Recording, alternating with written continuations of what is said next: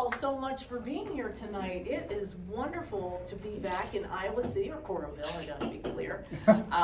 As Victoria mentioned, I am Tana Gertz. For those of you who I have not yet met, and there's some old familiar faces, not old, familiar faces of friends that have come, and I just want to thank you for showing your support, not only to me, but to our president and to our great country.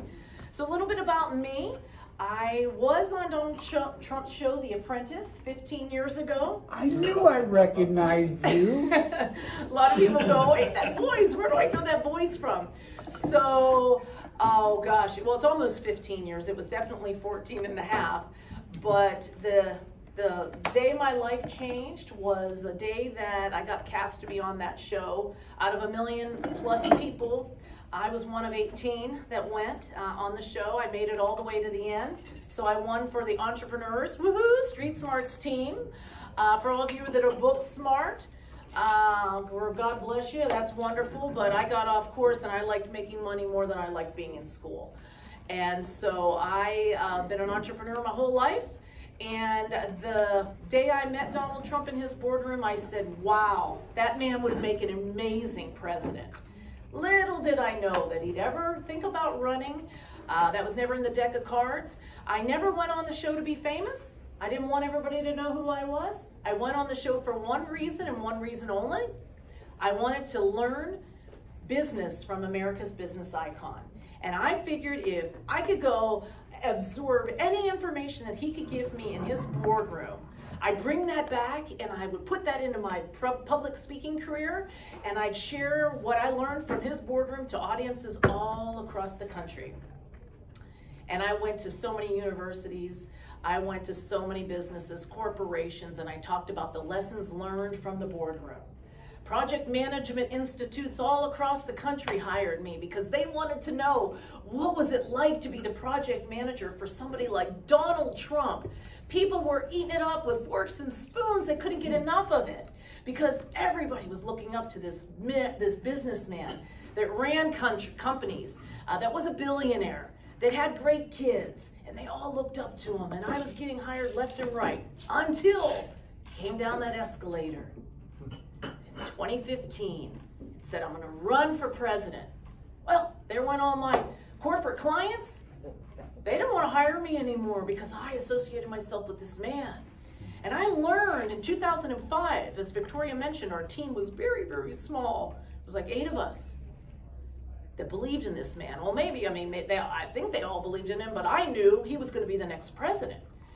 And this was a man that people would do anything for. They loved him, but not when he decided he was going to run for president. Then I started seeing a different tone. I started hearing a different tone. The vibe was different. People weren't so excited. And I started taking notice, thinking, that's weird. What changed? What changed? He was the same go-getter, the same bold man, the same successful billionaire. He was just running businesses, where now he's going to run the country. What changed? Never could get the answer to that, and I'll tell you that answer at the very end here. So let me just walk you through how it went. 2015, nobody thought the man had a chance in the world. I literally bet the farm. I bet my car, I bet my house. I don't have a farm, but now we have land. I bet the car, I bet the house. I didn't bet the kids. I bet it all. I bet my careers. I put it all on the line and said, this man's going to be the next president. People said, you're nuts. You're crazy. What are you doing? That's risky. I wanted to make history with this man, and I did. Let me tell you what, Donald Trump doesn't forget. Donald Trump is the most loyal person I've ever known. And don't think for 1 second, Donald Trump doesn't know that all of you who live here, your county didn't show up. Your county didn't deliver a win. He knows it. He knows the counties that we failed. And this is one of them, and that hurts because he doesn't like to lose, nor do I. But by the grace of God, we won. We didn't win the Iowa caucus, and that really hurt. And that was a whole other story for another day. But our team grew, our army grew, we got bigger, we got better, we got stronger, and he promised us, just like FedEx, he delivers, he promised us that he drained the swamp. Now he gets in office, and now I'm starting to see the hatred and behavior of other people, how badly they hate this man. And I kept saying, what is it? What is it? What is it? And I kept observing what was happening, and at the end of the day, folks, every single thing that he said he was going to do, he's done. He said, I am not a racist. I want anybody to come into this country that wants to come in this country, but you got to come legally. You got to come in legally. You're all welcome. Just do it the right way. He never said he don't want you. He just said do it right. As a mother, I love to know that I have a commander-in-chief, a president, a friend actually, who wants to keep America safer, and he has. What has he done to ISIS? He's literally practically defeated ISIS. He's turned ISIS upside down. They're now scrambling trying to get a game together. That's because of Donald Trump. This is a man who doesn't play around, doesn't mince words. He doesn't do things halfway. He's all the way. If you just look at the scoreboard, I wish we had a chalkboard here because I could just write it out and write it out and write it out and write it out. But so many Americans don't understand what this man has done for us. Let's just start at the top. If nothing else you hear tonight, a great talking point to use for your friends and your colleagues and your roommates or whatever you have in your life, your clients. 6 million plus people have a job because of this president, because he cares about people getting back to work, because he knows what getting back to work does for a person. Not only does it put more money in your pocket, or shoes on mama's feet, or Christmas presents underneath the Christmas tree, but for the morale that it does for a human being, male or female. If you have a job, you feel better about yourself. You aren't doing certain things that you wouldn't, you're just a better human being. You're happier, you're more successful, you're paying your dues, you feel good about yourself, your confidence rise, you're part of the economic growth. It goes on and on and on, and it's good. Not to mention, out of the 6 million plus people that have jobs, 3.2 million of those people are females.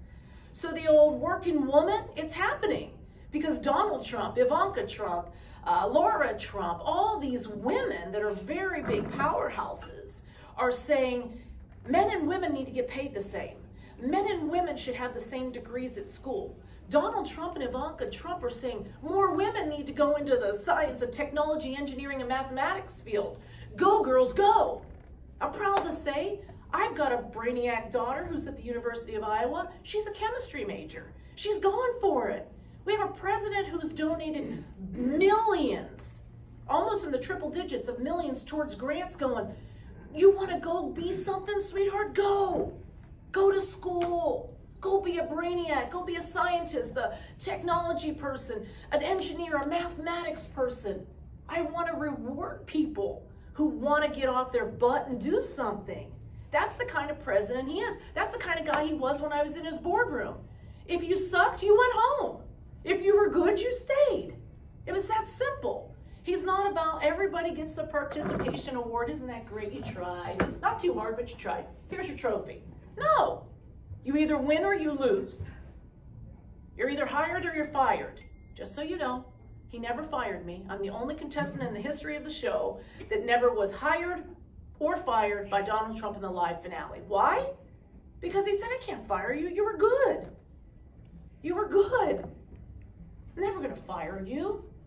And if he did fire me, I don't know if I'd work for him ever again. You know, I'm just one of those women. We're like elephants. We have memories that never quit. We'll never forget. But anyways, this is a man that just 6 million plus people have jobs. 3.2 are females. 600,000 plus people have been pulled out of poverty. Folks, you know what that means? Not depending on food stamps, not living in the street, not being homeless, out of poverty. Why? He's educated people that if you don't have the brains to go to college or the finances to go to college or the will or the desire or the wit to go to college or the grit, you don't have to. Go to a trade school. Learn to weld. Learn to do this. Learn to do that. Learn to be a carpenter. Learn to be a framer. Learn to build a house. How many people are actually caring about what people are doing to better themselves or hurt themselves? I always refer it back to, think of the corporation or the business that you work at. Does your boss wake up every morning at 3 a.m. or go to bed at midnight and sleep till 3, and then wake up and constantly go, how can I make their life better? Okay, how can I save them money? Okay, taxes, let's do tax credit, double that what Obama did. Boom. Okay, that's simple. Oh, women that have to go to work but have babies, how paid family leave? Okay, that's a good one. Let's do that. We need to get more jobs. Oh, we need to get people off of poverty. Oh, we need to get more women going to college. Okay, check, check, check, check, check, check, check, check, check, check. Never ending. His scoreboard is never ending. I want you all to realize this is the hardest working man I've ever met. I have high energy, not alcohol or drug induced. And I have to say that because a lot of people think I'm on drugs. Not on drugs. I don't take Adderall, never have. But this is a man who has nonstop energy. I did, when I was the warm-up act for his rallies, we would hop on Air Force One, or not Air Force One, Trump Force One, and go from one part of the state, and I'd warm him up for 20 minutes, and he'd talk for an hour and a half. Get on the plane and go to another part of Iowa. I talked for 20 minutes, rallying up the troops, and he talked for an hour and a half. We get back on the plane. Now at this point, I'm like, gosh, man, I'm starting to get tired. Whew, I might need to go to drugs to keep this up. No kidding. But I'm like, oh my gosh, how is he doing this? He's still going. We have another whole speech to go. So the third one, get up, rally up the troops. He gets up, speaks for an hour and a half, drops me off at the Des Moines airport. I'm exhausted, like literally my limbs were like this, my energy was like that. Speaking to a group of 1,000 people, you have to talk to them, you shake hands, you have to take pictures. That's just me, let alone what he had to do. He's like, bye Tana, catch you later. And he's got to fly all the way home to New York. How does he do it? I have no idea. Wakes up day in, day out, and does that. And then what? On top of it all, he has to take nothing but garbage and crap and ridicule. He has to be called a liar, a fraud, a cheat, all this stuff, all these other names are trying to impeach this man who's done nothing but all these good things. And then it hits me. I know why they hate this man so much. Remember I kept asking in 2015, 2016, what happened? All these people were like kissing his butt. When I was on The Apprentice, I couldn't believe the big wigs that came into his boardroom, and now they're on MSNBC and talking about what a fraud he is, and an idiot he is, and a this he is, and a that he is, and a con he is, and a this and that, and they want to impeach him. Why? Because they hate him, because they can't beat him. You can't beat a winner, folks. You can't beat a person that'll never quit. That's this man that I love. This is not a job for me. This is actually personal for me. I have witnessed what the media, what the public, what the average Joe or Jane has done to Donald Trump, Melania Trump, Eric Trump, Don Trump, Ivanka Trump, Laura Trump, Tiffany Trump, Barron Trump, the spouses of them. It's ridiculous. It's sickening. It's disheartening. It's un-American. It's un-Christian. It's a disgrace. And it makes me sick to my core that people will, he can do the scoreboard that I just described, and that was just 1/100th of the list. I've got all night here. 1/100th of the list, that's the scoreboard. Can you imagine what this man would do if he had people that were like when Obama was president? Oh my gosh, what can we do for you? And hand it all over. And the media would promote it. And the media would push an agenda. No, it's obstruction from them. It makes me sick because I see him, and when I see President Trump behind the scenes, I want to hug him because I feel so sorry for him. And his face is loving and kind, and you would never be able to tell that it's taking a toll on him. But how could it not? I know the stuff that I take on social media. My children see the posts, and my son who's 24 is like, Mom, like, what the heck? How do you let people talk to you that way? I'm like, it's no big deal. Water rolls right off my back. My daughter's like, what? How can somebody say that about you? You're like the nicest person that I know. Hey, it is what it is. I can handle it. Somebody says, I'm fat, I'm ugly, I have horse teeth, you have ugly hair, you have a weird voice, where are you from? Who cares? I really don't care. Because it's not like, it's not that much. It's not happening like in the volume that it's happening with him. Ask yourself, when would you have quit? When would you have thrown in the towel? When would you have said, you know what, screw it. I'm going to go sit on a beach with Melania. I'm going to go drink a virgin pina colada at Mar-a-Lago. This is stupid. Why am I doing this? For you, and you, and you, and you, and me, and my kids? Anybody have grandkids in here? Okay, and your grandkids? Not my grandkids yet, because I don't want them. Yeah, I want them, but not now. He's doing it for us. So folks, I gotta tell you, you know, it's not cool what they're doing to him. He told me when he came down the escalator that I want to go down as one of the best presidents in the history of history books. I want to be known as a president that made America great. Like, that's just not a slogan. Where is it? Keep America great. Well, Make America Great was so 2016. But, you know, I want to go down as that president that actually did it, that delivered on those promises. And I said, you're going to. Are you kidding me?